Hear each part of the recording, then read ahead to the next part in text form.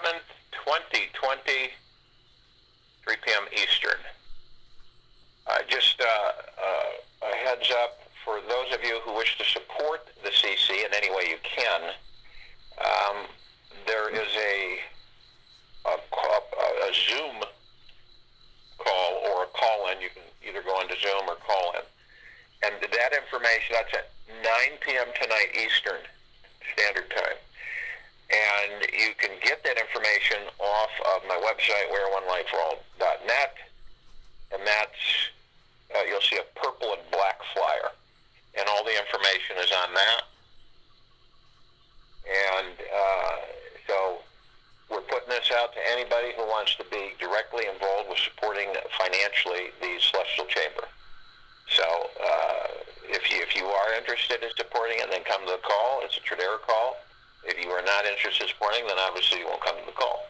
So this is the main priority for our group, our team, our family, is to get this Celestial Chamber into its prototype so we can start treating people.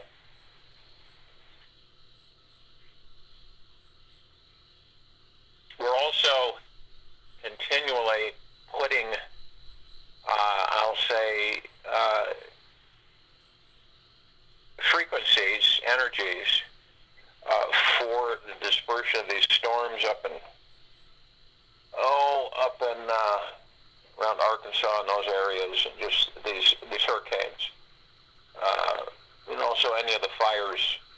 So we're constantly paying attention to the intensity of those anomalies, those fires and hurricanes. So, we've got a lot of people on the planet that are concentrating on dispersing those storms or turning them into just like a rain event. And this is, this is how it works. This is our responsibility if we choose to take it. But it's how things work. We intend and we shift. We don't wait for something to happen. We intend and we shift things. That's just how it works. And that's our power. One of the main understandings for each of us is, what do we all want? One of the many, but this is up there along with joy and happiness, is peace. What is peace, really? Is peace, it's a lot of different things. It's no conflict, no war.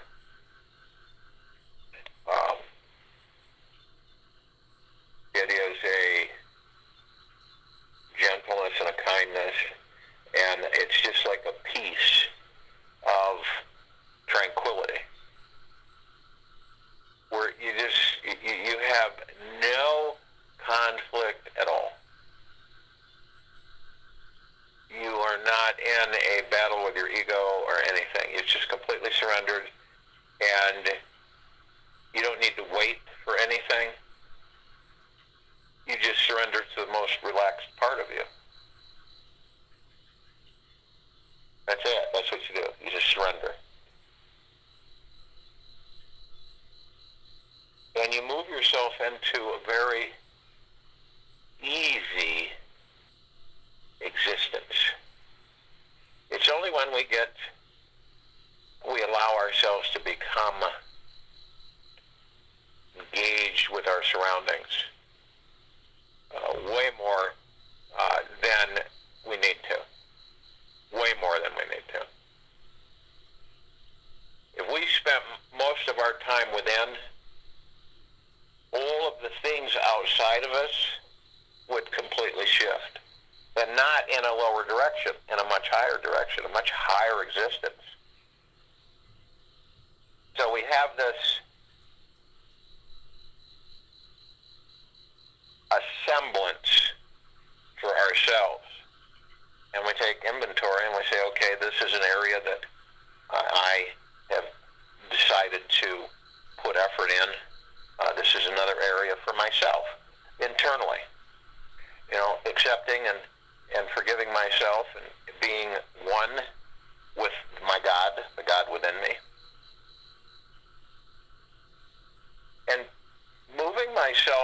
to my natural state of being of love, peace, bliss, joy, and being in a natural state.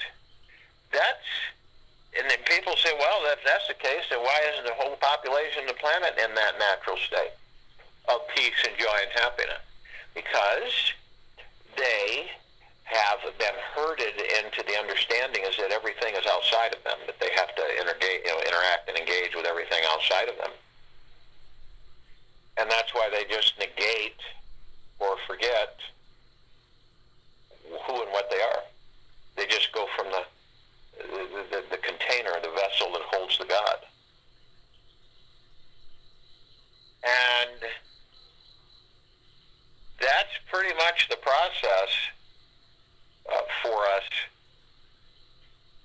We choose. But if you're tricked a lot and you choose the wrong things, are they really wrong?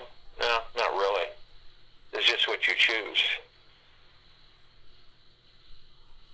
So you imagine the more you practice, the more you engage in things that at first seem, with yourself, that at first seem, uncomfortable or strange, it means that you're in the right territory with yourself. If it's uncomfortable to you or strange at first, that's a good thing. Okay? Because you're leaving your comfort zone, your circle. You're leaving it. You're getting out of it. You're not stationary anymore, and I'm protected in my little circle. I'm not gonna step outside there. I don't know if I'm not gonna step outside myself. So you stay in that circle, but then you start becoming more and more intrigued from the fact of saying, well, if I step out here, maybe I'll just see what it's like. Maybe I'll just see what it's like. So I'll do that. And in short time, you begin to like it. And then you begin to understand that this is really me. This is my natural state of being, where I'm at peace and joy and happiness and bliss, where I'm not conflicted with myself. I don't have arguments with myself. I don't have judgments that I place upon myself. I'm not hard on myself. None of that. I don't do that anymore. I have forgiven and I've surrendered, and I am in pure bliss within myself. And that's part of our discovery and our journey within ourselves. Because the reason we talk so much about being within is because if you aren't, then your lower frequencies will continue. Operating just from a superficial standpoint doesn't cut it. And I think we all know that. It just doesn't. You're too susceptible to influence of the ego mind and the mind. You're too influenced by being in a superficial existence or perspective. You're just not, at that stage, you don't have the ability to be at peace. If you look at it from the standpoint of saying, how can I be in peace? I'm always have all this going on superficially. All these things happening, distractions and everything. How many times in the course of a day do you feel hurried? Ask yourself that. See, when you start feeling hurried, then you know that the ego mind is in charge. That's another sign there. If you feel hurried, if you're looking at your watch and you're doing this, you're doing that, or you're looking at clocks and you're saying, well, I don't know if I'm going to have enough time to do this, and then you get this feeling, and it's a hurry. It is. It's a hurry.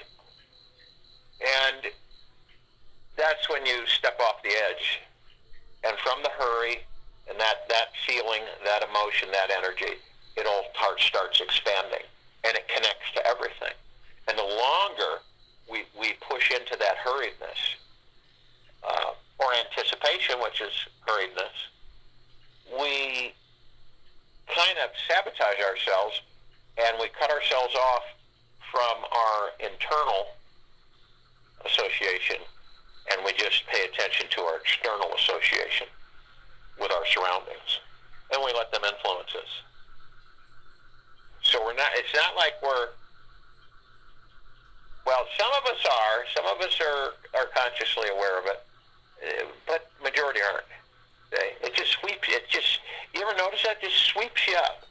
It's a little teeny thing too. You could be getting up in the morning. It could be a little teeny, just a little tiny thing, and it sparks it. And then it's just like a match to dry wood. It'll just boom catch, and that's what happens to a lot of us.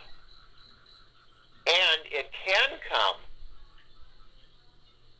It can start from a dream or thoughts before you go to sleep. And you carry that into the next morning. And have you ever woken up where for some reason you can't figure it out, where you're just irritated and you have no reason to do so? Why would you be irritated? Why are you feeling that way? Edgy. Have you ever experienced that when you get up in the morning, where you're edgy? Where does that come from? Guess where that comes from. I don't think anybody on this call is going to miss it. Your ego, your egoic energy. It's where it all comes from. And it's dictating, it's the master over your heart-mind. So guess what? You're the slave of the ego. So then you say, I don't care to be a slave of the ego. So then you understand that you master the ego by moving within the heart-mind and not being distracted by the ego mind trying to always get you off track. Always trying to get you off track. So it is choice that we make for ourselves. And it's our awareness of ourselves. There's nothing else outside of you. It's you, period. How many times have you, in this life, have you found yourself saying, well, I really wish I could express that or really say what I feel, but you don't? Why? Why is that? Why are you afraid to express how you feel? Because you're afraid, fear, that you're going to hurt someone's feelings, that you're going to upset somebody, and then you feel guilt, and then you feel remorse, and so you keep it bottled up, keep it in. That's what happens with a lot of us. We don't express how we're feeling. We hide it, suppress it because of all these thoughts, these analytics that we play with ourselves and say, well, I can't say that. I really would like to say this, but I'm not going to say that and everything. And it's like, we worry about what others think, and that controls how we are. And all of that is external authority that we give that to. Rather than, how many times have you wish you would have said something but didn't because of whatever, and then later regret because you wish you had of at the time? We're always externalizing, worried about how others think, how others feel, and that's not you. That's not you. They have their journey. They determine when they're going to discover the God within them. Not you. It's interesting because understand we're all one. We all know that. So we're all different from the directions of experiencing. All of us, like I said, shared in the call last night. We're all experiencing, but it doesn't mean that we're exactly experiencing the same thing all across the board, because we're not. Different stages of this life game. So when we begin to realize the fact is that, wow, wait a minute, I haven't been in the driver's seat of me. I don't remember if I ever have done. Who's driving you? Who's driving the car? Who is it? Is it you? Do you remember that you have been driving? Are you operating from the heart-mind? Is that where your steering wheel is? Or did you ever learn how to drive yourself? Maybe you haven't learned how to drive yourself. And all that means is this from the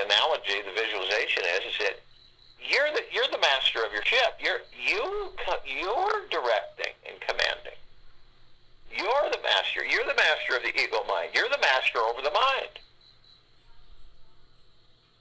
So you're steering.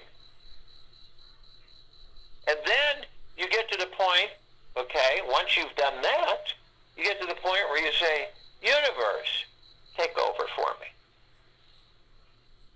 That's how much faith you have in the universe. You say, universe, take the wheel. I'm going to sit in the back. I'll let you know what I'm desiring and what I want, and then you can create it. And that's exactly, picture that, visualize that. You start off, you learn how to drive yourself, okay? And then you get to a point where you discover the universe and its abundance and it being your best support, best friend. And you say, universe, I surrender all this to you. Period. And you have no doubts and no fears, no anxieties, no second guessing, no what ifs. It's just complete surrender. And I kid you not, when you do that, when you decide in your own way to do that, you're going to get one heck of a wonderful rush. One heck of a freeing elimination of pressure, push, and hurriedness. So whenever you're sitting there and you say, well, universe, you know what, I'd like to have this or do this or have this occur or whatever. And it could be anything. Could be a situation. Could be a technical process. Could be anything. And you say it with such faith and such heart-mind confidence that you just know that it will be. Now, can you do that when you're externalizing? No, you can't. If you have a glass jar and you have contents in it, right? And you want to access the contents of the glass jar, it's a drink, whatever. But it's closed. You can't, there's no top or anything, but you want to get that liquid. Can you drink it through the glass? No. Can't access it. So when you're on the outside of you, you can't access the God within you because you're outside of you. Then you come to that full realization and you go within and you stay within yourself. Discovering. Every split second. We're constantly discovering. And this is what it's about. Is to continue to discover more and more about who and what you are so that you open up a vast existence in any direction you choose so that you're not confused, conflicted, worried, stressed, and fearful. That you embrace your power. You embrace your power. You don't ignore it. You're not afraid of it. You embrace it. And you use it. And you use it for the greater good for all your brothers and sisters. And you trust in you. I mean, do you trust you? Ask yourself that. Do I trust me? Do I trust the M that I am? Do I trust the God within me? Do I trust the universe? How many times have you asked yourself that question? If at all.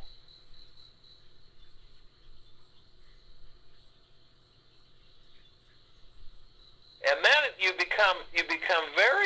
things become very simplified because you discover the fact is that your bliss, your peace, your abundance, your joy, your strength, I mean, it's all you. What's the nucleus of that? Is what you're made of is love. That's the nucleus. And then everything else is part of it. Love generates peace, right? Love generates calmness, trust, faith, commitment.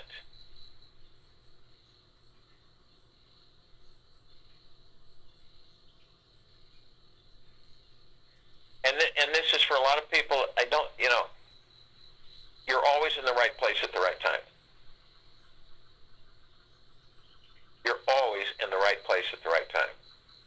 No matter what your mind is telling you, you're always in the right place at the right time. How many times you say, well, I was just in the wrong place at the wrong time?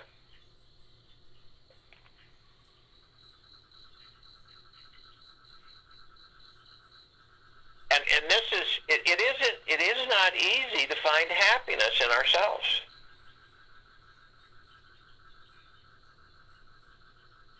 But it's absolutely impossible to find it elsewhere.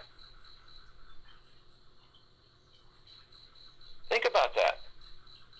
It isn't easy to begin with. It's not easy to find happiness in ourselves. Why is that? Well, because most of us have ignored ourselves for a very long time. Our spirit, our soul, our God, our pure consciousness. So that makes it very, it's not easy for us to find happiness in ourselves. And it's virtually impossible to find it anywhere else. Yet, how many of us are literally, constantly, incessantly seeking this happiness outside of ourselves? What would happen if you found out that the happiness was within you and you became happy with yourself? What do you think would happen to your external world? How do you think you would end up viewing it at that point? Now imagine if the God within you, within each and every one of us, said, your main job in life is to become so ridiculously happy that you contagiously make everyone else feel good by just hanging around. So them hanging around you, you just make them automatically feel good. You lend it. You don't make them, you lend it. And they feel good. There's not enough of that here on this planet. Lacking. How many people, and I don't care what's going on around them, how many people do you come across at any time, in any situation, that are just genuinely happy? Or you can look at it as joyous or exuberated, whatever. But you can tell that they're genuinely happy. And, why are they happy? Because it's absolute joy to be in the body and experience. And they know that.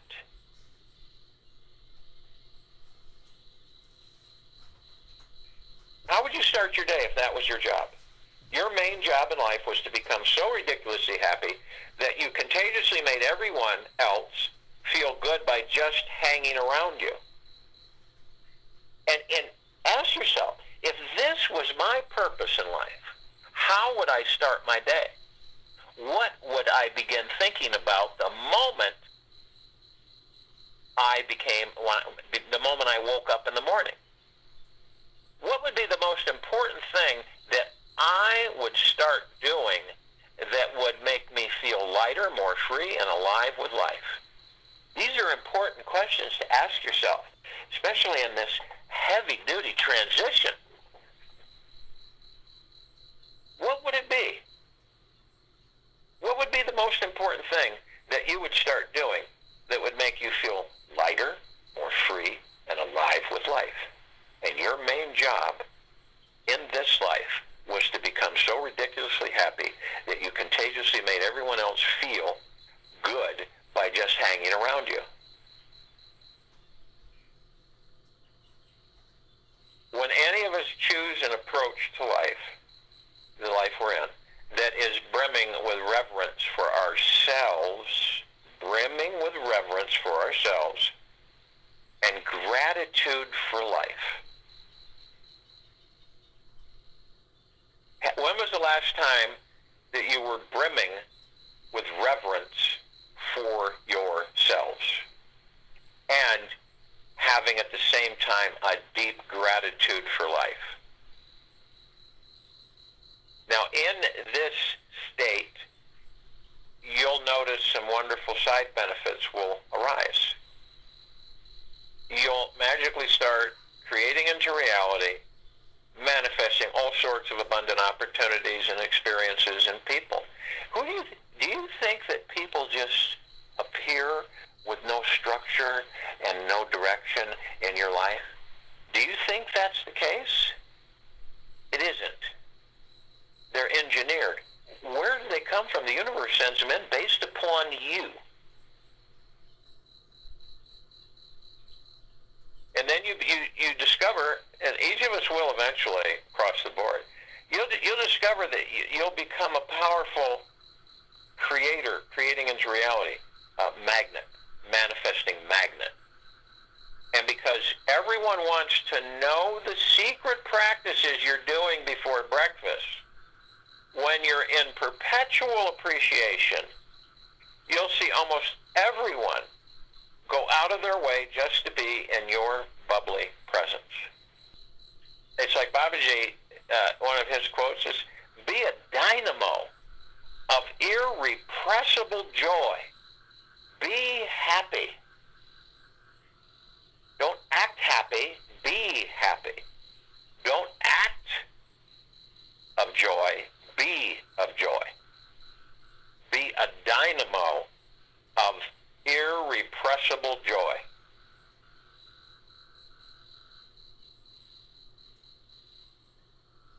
And every moment, every single moment, each of us always have the option to appreciate something about ourselves, the world, or someone else. And you can train your brain, again, mastering the brain, mastering the mind, to see the glass as half empty or half full.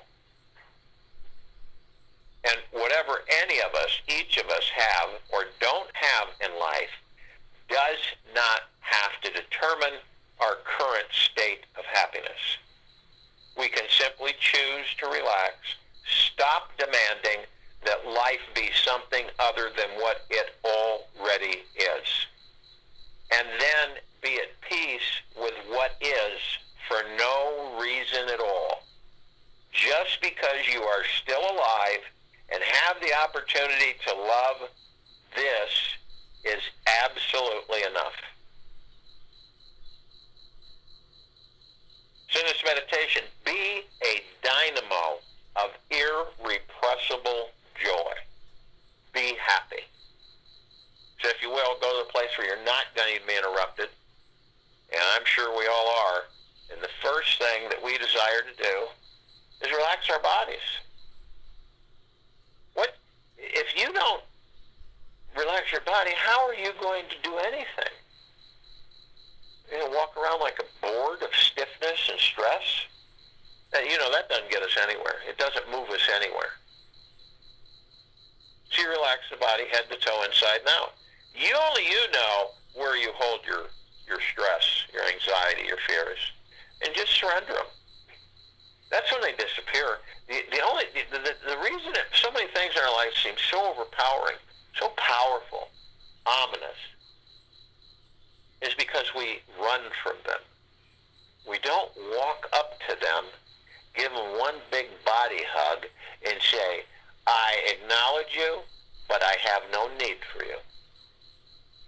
And that's it. And it's like all of a sudden, these things that you run from will vaporize. But they never, notice they never go away as long as you stay away from them. So you relax the body. You drop the shoulders. You just relax. That's it. Relax the body. And as the body relaxes, we want to move into the now. Why do we want to move into the now? Because the now is all we have. Can you imagine that all you ever do is wander in the past and never really go anywhere because you're caught in the past. The now is where everything happens. In the now, the space between heartbeats, the moment that you're in, right in this now, is all that we focus on.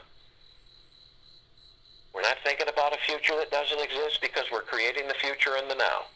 We aren't visiting the past too often, and we risk creating a future from a past and reliving that past and that future and feeling like we're never getting anywhere in life. We just keep running in circles. So, we stay in the now. What does the now really do? It stills the mind. It stills the ego. Because you're not entertaining all the chatter. You're not entertaining any of the chatter. You're focused only on the moment. So a lot of the thoughts that aren't yours that try to come in to get you through the ego mind to embrace and turn into reality can't reach you. They can't reach you. And so they end up in your voicemail. And all you do is delete them.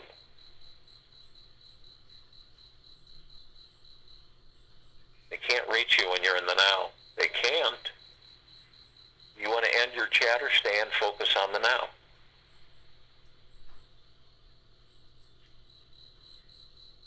Now, as we relax the body and we're in the now, we want to breathe. We want breath in through our noses and breath out through our mouths. Not, just nice and easy, healthy breath. Wonderful, nice, healthy breath.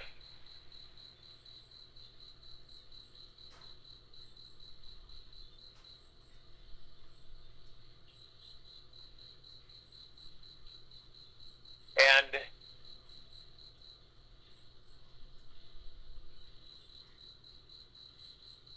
all of us seated in a very comfortable position, and we're breathing in through the nose and out through the mouth. This is pure, divine positivity. Pure, divine, positive energy. Why? Why is it divine? It's just breath. Because it sustains the vessel that holds the God within us. So we take this divine, positive energy, our breath, and we move it through our energy vortexes that go right up through the center of our bodies to the top of our head. These are chakras. And they are energy vortexes, and they bridge between etherical, spiritual, and physical and back. And they're connected to our organs and our emotions. So we start with a red wheel of light. They look like flowers with geometrical shapes in the centers. This is a vibrant red wheel of light, the Muladhara. This is the root chakra. This represents our foundation and feeling of being grounded. Have you ever felt like, for some reason you just don't feel grounded? You don't feel like your feet are on the ground? And the location of this is the base of the spine and the tailbone area. Now, what emotional issues does it affect? Survival issues such as financial independence, money, and food. If your root chakra is fluid and the chi, the godlight energy, is flowing through it, then you have no issues with financial independence, money, and food. But if it's compromised or if it's partially blocked, you will. And the physical association to our bodies is spine, rectum, legs, arm, and circulatory system.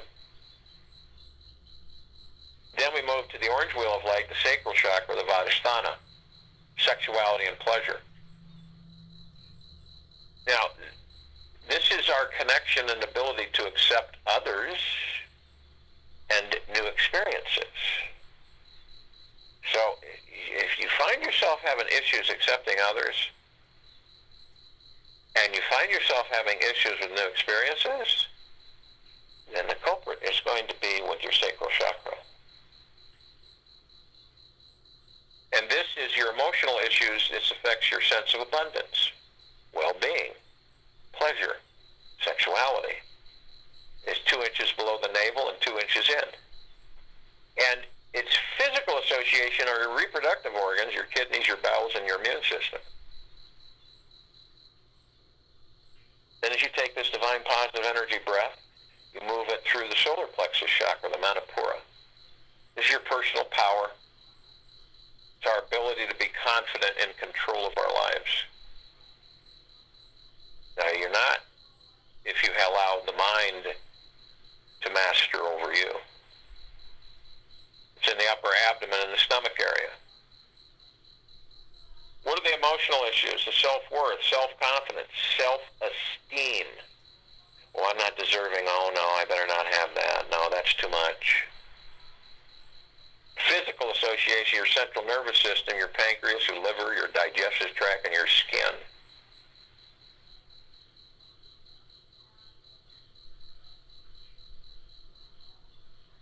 Then we move to the green wheel of light, the Anahata, the heart chakra. Well, it's our ability to love. And it's in our throat, or it's in the center of our chest above our heart. And it goes through the whole body. Emotional issues are love, joy, and inner peace. If you don't have those, if you haven't discovered those within you, you will have quite a bit of challenges emotionally in this existence. Physical association is your heart, your thymus, your lower lungs, your circulatory system, and your immune system. Then we move to the throat chakra, the Vishuddha, self-expression. It's our ability to communicate. Obviously, it's in throat. Our emotional issues are communication, self-expression of feeling, and the truth. Our physical association is our thyroid, respiratory system, teeth, and vocal cords. Then we move to the indigo wheel of light, the third eye chakra, the ajna. This is our intuition, sense of purpose, and direction in life. It's our ability to focus on and see the big picture. It's located on our forehead between the eyes. Also, you can call it the brow chakra. Emotional issues, intuition, imagination, wisdom, ability to think and make decisions. Physical association, pituitary gland, eyes, and sinuses. And then the highest chakra, the crown chakra, the Sahasrara, connection to the divine, to the God within you. It's our ability to be fully connected spiritually. Fully connected spiritually. It's at the very top of our heads.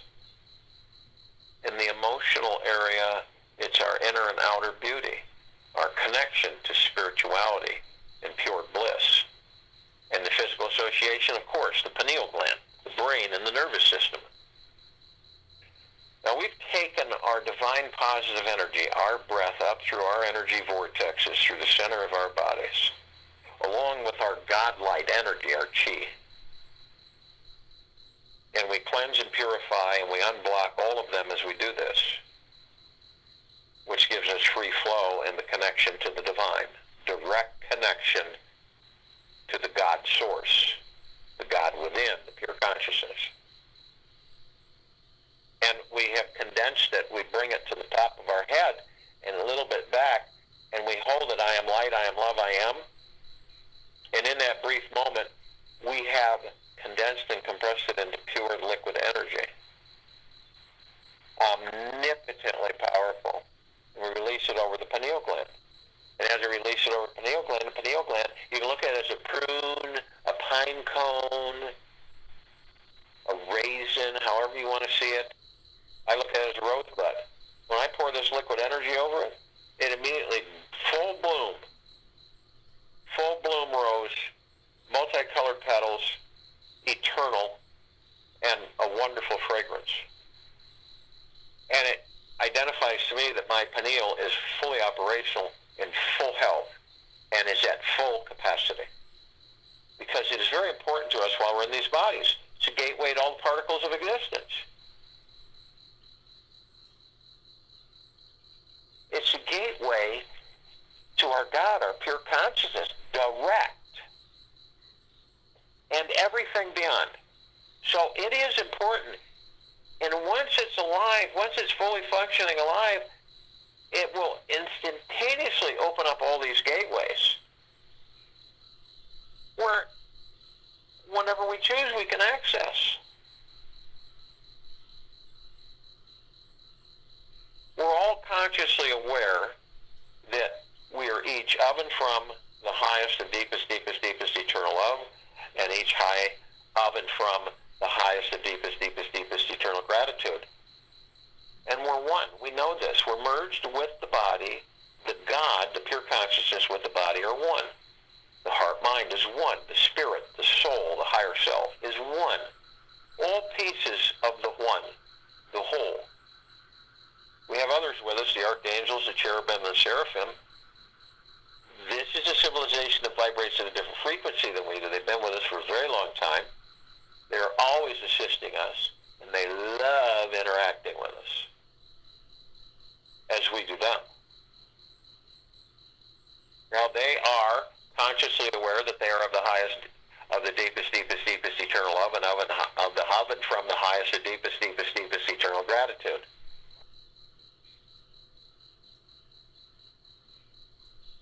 And we meet them all the time. We have conversations with them a lot in this life, this existence. And you have them and you don't know it until after they're gone. Most of the time, maybe later. That wasn't really that was an angel. And thousands can surround any one of us at any one time because of their frequency. They can house a large number in a small space. And that's pure bliss. How do you have them do that? Ask them, they'll do it. Then we have the Ascended Masters. Kuan Yin, Maitreya, Buddha, Lakshmi, Ganesh, Gaia, Saint Germain, Sananda Jesus, El Moria, Abundantia, Pel, Thought, many, many, many more. These are those who have ascended out of physical form and hold God form, pure consciousness.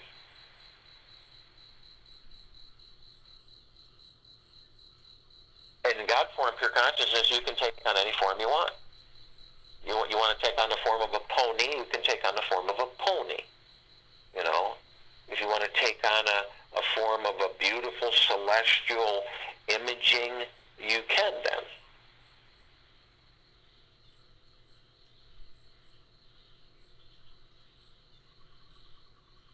So we are mastering physical existence. They have mastered it. We're mastering, they've mastered it. Doesn't make them any more powerful or more glorious than we.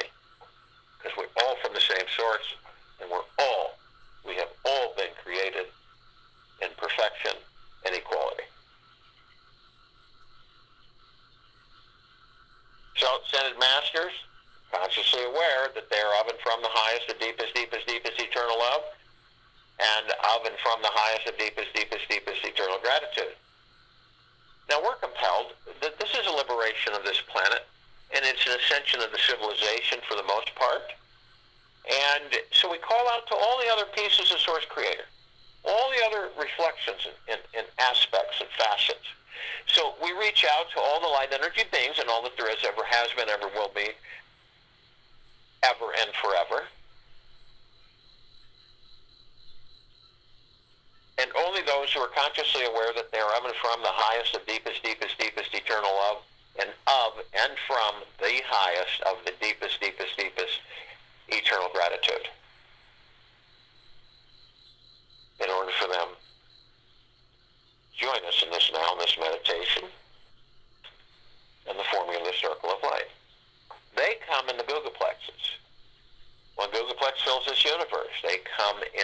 billions of gigaplexes from every direction.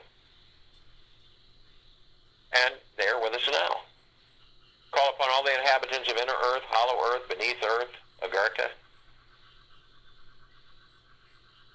Many different species and civilizations, and only those who are consciously aware that they are of and from the highest of deepest, deepest, deepest eternal love, and of and from the highest of deepest, deepest, deepest eternal gratitude, can be with us in this now, in this meditation, and the forming of the circle of light. And they come in the billions, and they are with us now. We call upon all the off-worlders, all of the galactics, all of the celestials, and only those who are consciously aware that they are of and from the highest of deepest, deepest, deepest eternal love, and of and from the highest of the deepest, deepest, deepest eternal gratitude, and be with us in this now, in this meditation, and forming the circle of light. Now, we're only familiar with a handful of them. Over 1,000 travel through the solar system every day. And this includes all the species and all the levels of these civilizations. So we have the Sirians, the Pleiadians, the Arcturians, the Andromedans, Beeline, the Reticuli, the Greys, Nords, Draco Reptilian, Golden Pyramid, Avian.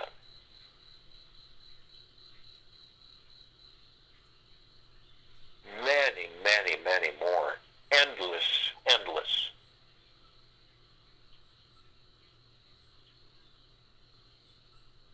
And only those who are consciously aware that they are of and from the highest of deepest, deepest, deepest eternal love, and of and from the highest of deepest, deepest, deepest eternal gratitude can be with us in this now, in this meditation, and forming the circle of light.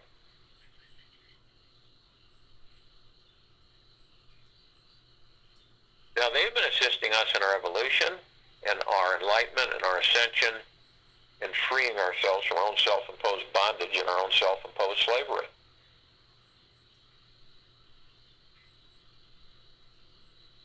And they come in the billions, and they are with us now.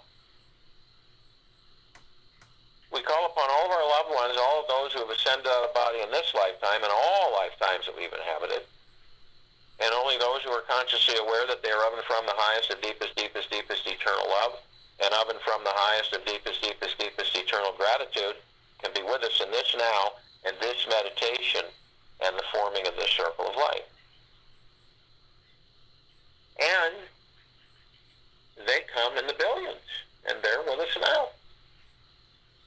We call upon all the light energy beings who have decided to be housed in the following forms, on, in, above, and below this planet Earth, Gaia, Arya, in this now, in this meditation, and forming the circle of light. Only those who are consciously aware that they are of and from the highest of the deepest, deepest, deepest eternal love, of and from the highest of the deepest, deepest, deepest eternal gratitude, can be with us in this now, in this meditation, and forming the circle of light.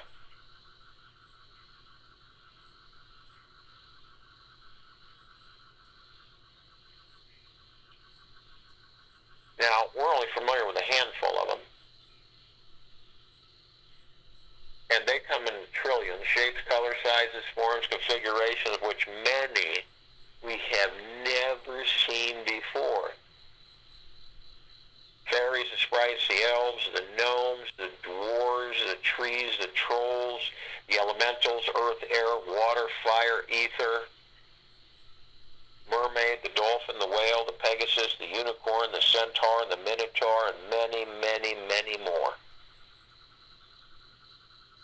And they are with us now. We're all gathered, all of our gods, arm in arm, hand in hand.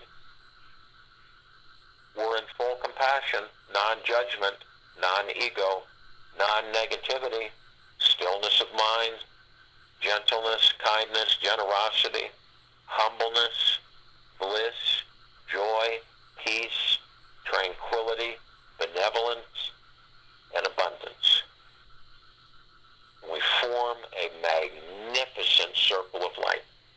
at the equator of this planet Earth, Gaia, Arya, in this now, in this meditation, and this circle of light. If we set at the equator, the light is from the God source within us, pure consciousness. And our light is so bright, it grays out the darkness of space. And it would take at least 1 billion of the suns in this solar system to even come close to the divine radiance of this circle of light.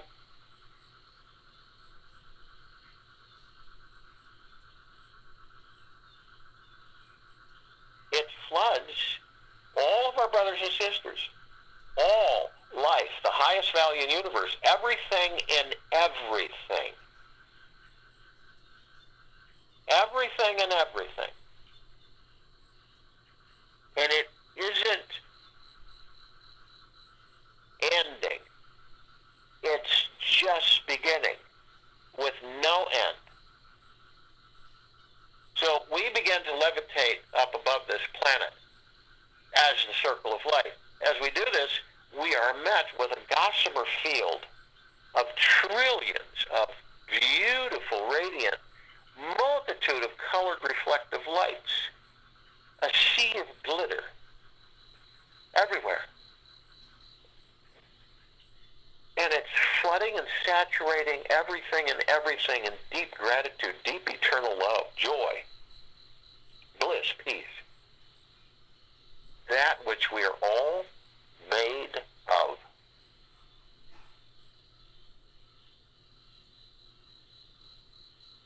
We're met with the emerald green flaming healing light of Archangel Raphael. This is a column that reminds us that we are the power of healing. Then we're met with the violet, blue, purple flaming light of Archangel Michael. This is a column that reminds us of our omnipotent power, strength, and resolve. Then we're met with the white fire. This column reminds us that each and every one of us is imbued head to toe inside now with a brilliant white fire armor, a God light energy armor of the highest frequency of deep eternal love. It cannot be violated from any external power or authority. It cannot be penetrated. No lower dark matter frequency or low survival matter frequency can sustain itself around it even for a split second, because the frequency is so high. We are protected 24/7. No breaches, no hexes, nothing can harm us. Only you have the power. Only you. You have the power that if you decide to lower your frequencies deeply enough where they go into the lower dark matter and lower survival matter frequencies, you will create a breach in your white fire armor. And that breach will allow them all to come flooding in. Now, if you do decide to do this, you are met with the purple transmuting flame. This is the column that reminds you that if you do this, you can bring in the purple transmuting flame. You can transmute all of these lower dark matter frequencies and survival matter frequencies into neutral light substance and send it back to the pure consciousness where they become no more. Then you're met with the violet ray.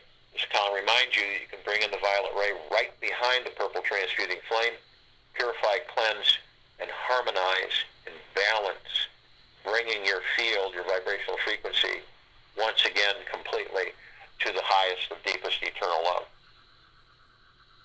Sealing the breach. Then we're met with a golden light pink light. This is a column that reminds each and every one of us of what we are, of who we are. Love.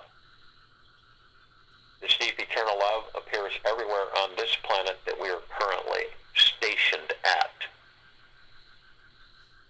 It's in our sunsets, our sunrises. It's in our rainbows. It's in our skies, our clouds. It's in our forests. It's everywhere. And we're in awe whenever we view it. The spectacular vistas, the sunsets, the sunrises, all of it. And we're taken aback. Because it's our discovery to finally understand that that is a reflection of us. We continue to move up above this planet. And as we do, as we continue to ascend, some of us who carry physical form decide to step out of the physical form and effortlessly float above us, above our bodies. As we do this, we come upon a massive crystalline light tower. And it's larger than the solar system, and we created it. We look into its heart and its center, and we see this vibrant, pulsating aura that is harmonizing out in a multitude of brilliant colors, flooding as it literally expresses or sends these waves out. And it's brilliant and radiant. And it is the highest of the deepest, deepest, deepest eternal love and gratitude. And it's flooding everything and everything. All of our brothers and sisters, head to toe, inside and out, eternally, perpetually.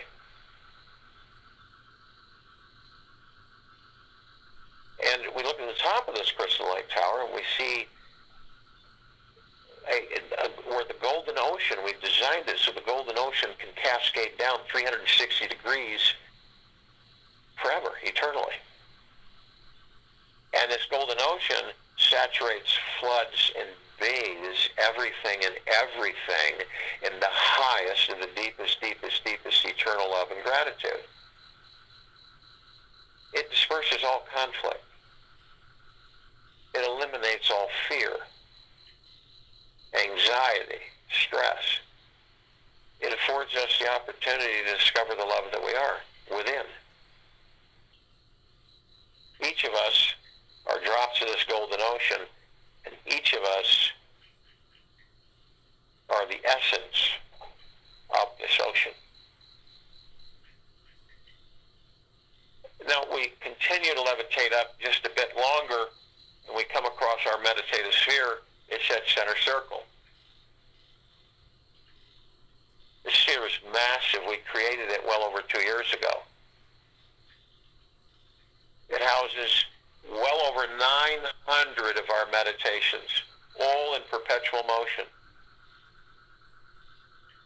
All of the highest intent of the deepest eternal love and gratitude and joy and bliss and peace and tranquility, benevolence and abundance, stillness of mind, flooding all of us inside and out.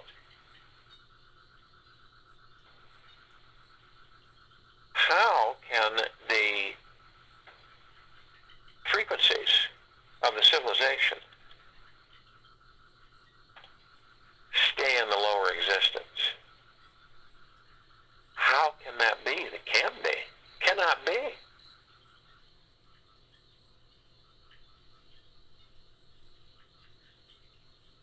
We're lifting it. And ascension is in full swing. This is why it can be seen, heard, and felt, and all there is, ever has been, ever will be, ever, beyond, and forever. This is why it continues to intensify and it continues to expand.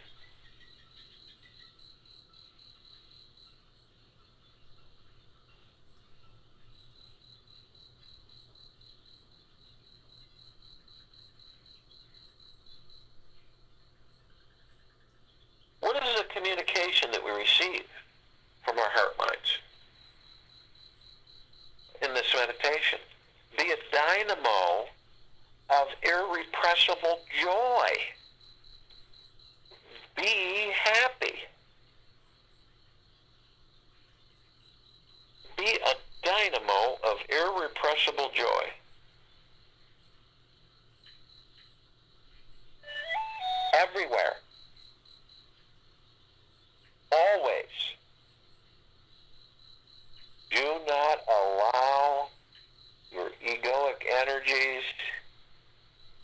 to negate any of that.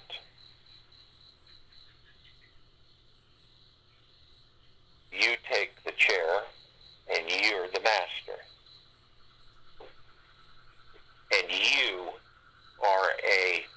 dynamo of irrepressible joy and happiness. I'll join you in the meditation. I'll return to close us out.